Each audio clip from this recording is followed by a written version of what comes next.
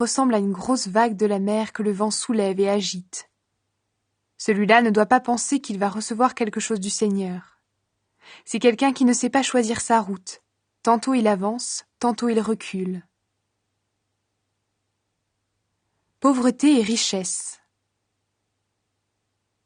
Le chrétien qui est pauvre et petit peut être fier, parce que Dieu lui donne une place importante. Le chrétien qui est riche doit être fier, parce que Dieu le rend petit. En effet, le riche ne dure pas. Il est comme la fleur d'une plante sauvage. Le soleil se lève avec sa chaleur brûlante, il sèche la plante, la fleur tombe, et elle perd sa beauté. De la même façon, un jour, le riche va être balayé avec toutes ses activités. Dieu ne pousse personne au mal. Il est heureux l'homme qui résiste dans les difficultés. En effet, quand il aura montré sa valeur, il recevra la vie. C'est la récompense que Dieu a promise à ceux qui lui donnent leur amour. Quand quelqu'un a envie de faire le mal, il ne doit pas dire « c'est Dieu qui me pousse au mal ». Dieu ne peut pas avoir envie de faire le mal et il ne pousse personne au mal. Chacun est poussé au mal par son désir mauvais qui l'attire et l'entraîne. Et quand on laisse faire ce désir, il donne naissance au péché. Puis quand le péché a grandi, il donne naissance à la mort. Mes frères et mes sœurs très aimés, ne vous trompez pas. Tout ce qui nous arrive de bon, tous les plus beaux cadeaux viennent d'en haut. Ils viennent de Dieu, le créateur du soleil et des étoiles. Chez lui, il n'y a pas de changement, pas de mouvement, pas d'ombre. Dieu a voulu nous donner la vie par la parole de vérité. Alors nous sommes d'une certaine façon au premier rang de tout ce qu'il a créé. Écoutez la parole de Dieu et faire ce qu'elle dit. Mes frères et mes sœurs très aimés, vous devez savoir ceci. Chacun doit être rapide pour écouter, mais lent pour parler, lent pour se mettre en colère. Un homme en colère ne fait pas ce qui est juste aux yeux de Dieu. Alors rejetez tout ce qui salit, tout ce qui rend mauvais. Recevez avec douceur la parole que Dieu a plantée en vous. Elle peut vous sauver la vie. Ne vous contentez pas de l'écouter, mais faites ce qu'elle dit, sinon vous vous trompez vous-même. Oui, celui qui écoute la parole et qui ne fait pas ce qu'elle dit, voici à qui il ressemble. Il ressemble à un homme qui regarde son visage dans un miroir. Il se voit tel qu'il est, il se regarde puis il s'en va, et il oublie tout de suite comment il est. Au contraire, voici quelqu'un qui étudie avec attention la loi parfaite qui rend libre. Il reste attaché à cette loi, il écoute la parole, il ne l'oublie pas, et il fait ce qu'elle dit. Cet homme-là sera heureux dans ce qu'il fera. Si quelqu'un croit être un bon chrétien, mais n'est pas maître de sa langue, il se trompe lui-même, et sa façon de pratiquer la religion ne vaut rien. Aux yeux de Dieu notre Père, voici la façon parfaite de pratiquer la religion. Prendre soin des orphelins et des veuves dans leur malheur, ne pas se laisser salir par les choses du monde. Faire des différences entre les gens, c'est désobéir à la loi. Mes frères et mes sœurs, vous croyez en Jésus-Christ, notre Seigneur plein de gloire. Alors ne faites pas de différence entre les gens. Prenons un exemple. Un homme vient là où vous êtes réunis. Il porte une bague en or et des habits très beaux. Un pauvre vient à la même réunion. Il est mal habillé. Vous montrez plus de respect à l'homme qui porte les beaux habits et vous lui dites « Vous, asseyez-vous ici, à cette bonne place !» Au pauvre, vous dites « Toi, reste debout !» ou bien « Assieds-toi là, par terre, à mes pieds !» Quand vous agissez ainsi, est-ce que vous ne faites pas des différences entre vous? Est-ce que vous ne jugez pas avec un cœur mauvais? Écoutez, mes frères et mes sœurs très aimés. Est-ce que Dieu ne choisit pas justement ceux qui sont pauvres aux yeux du monde? Il veut les rendre riches en leur donnant la foi. Il veut qu'ils reçoivent le royaume promis à ceux qui ont de l'amour pour lui. Mais vous, vous méprisez les pauvres. Pourtant, qui vous écrase? Qui vous traîne devant les tribunaux? Ce sont les riches, n'est-ce pas? Ce sont les riches qui se moquent du beau nom que Dieu vous a donné. Les livres saints disent « Aime ton prochain comme toi-même ». C'est la loi du royaume, et si vous obéissez à cette règle, vous agissez bien. Mais si vous faites des différences entre les gens, vous péchez, et la loi de Moïse vous condamne parce que vous désobéissez. Oui, celui qui suit toute la loi, mais qui désobéit à un seul commandement est coupable envers toute la loi. En effet, Dieu a dit « Ne commets pas d'adultère ». Mais il a dit aussi « Ne tue personne ».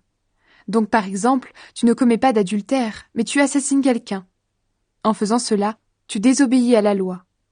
Parlez et vivez comme des gens qui vont être jugés par une loi qui rend libre. Oui, au moment du jugement, il n'y aura pas de pitié pour ceux qui n'ont pas eu pitié des autres. Mais même quand Dieu juge, il est plein de pitié. Croire sans agir fait mourir la foi. Mes frères et mes sœurs, quelqu'un dira peut-être « Je crois en Dieu ». Mais s'il n'agit pas pour le montrer, cela sert à quoi? Est-ce que cette foi peut le sauver? Par exemple, un frère ou une sœur n'ont pas de vêtements. Ils n'ont pas à manger tous les jours. Parmi vous, quelqu'un leur dit « Allez en paix, allez vous habiller et bon appétit ». Mais ces paroles servent à quoi si vous ne leur donnez pas ce qu'il faut pour vivre?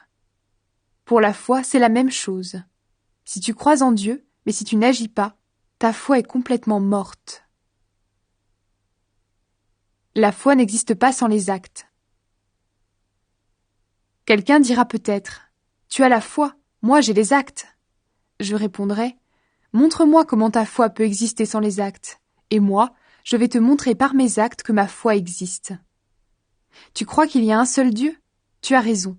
Les esprits mauvais le croient aussi, et même, ils tremblent de peur. Tu es stupide.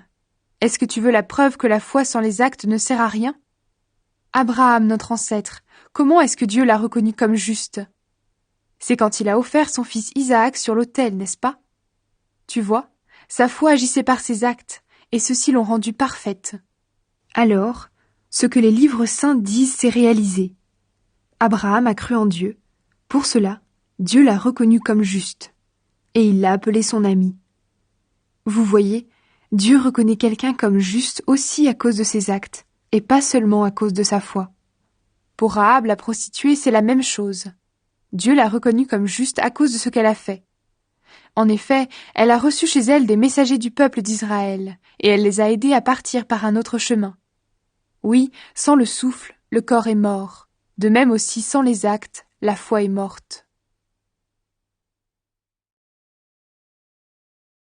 Le pouvoir de la langue. Mes frères et mes sœurs, ne vous mettez pas tous à enseigner. Vous le savez, nous qui enseignons, on nous jugera plus sévèrement que les autres. Nous faisons tous beaucoup d'erreurs. Si quelqu'un parle sans faire d'erreur, il est parfait. Il peut être maître de tout son corps. Quand nous mettons une tige en fer dans la bouche des chevaux pour les faire obéir, nous pouvons diriger tout leur corps. Regardez les bateaux. Ils sont grands, et ce sont des vents très forts qui les font avancer. Pourtant, c'est avec un petit morceau de bois qu'on les dirige, et ils vont là où le pilote veut. La langue, c'est pareil. C'est une petite partie du corps, pourtant elle peut se vanter de grandes choses. Regardez, il faut seulement une petite flamme pour mettre le feu à une grande forêt. La langue aussi est comme une flamme, c'est là que le mal habite. Elle fait partie de notre corps et elle le salit tout entier. Notre langue met le feu à notre vie, de la naissance jusqu'à la mort. Ce feu vient du lieu de souffrance lui-même. Les êtres humains sont capables de faire obéir tous les animaux, bêtes sauvages et oiseaux, serpents et poissons. Mais la langue, personne ne peut la faire obéir. C'est une chose mauvaise qui ne reste jamais tranquille, et elle est pleine d'un poison qui donne la mort. Avec la langue, nous chantons la louange de notre Seigneur et Père. Avec elle aussi, nous jetons des malédictions aux êtres humains que Dieu a fait à son image. Bénédiction et malédiction sortent de la même bouche. Mes frères et mes sœurs, cela ne va pas. Est-ce que la même source fait couler de l'eau douce et de l'eau amère? Est-ce qu'un figuier peut donner des olives? Est-ce qu'une vigne peut donner des figues? De même, une source d'eau salée ne peut pas donner de l'eau douce. La sagesse qui vient d'en haut. Est-ce qu'il y a quelqu'un de sage parmi vous? Est-ce qu'il y a quelqu'un d'intelligent?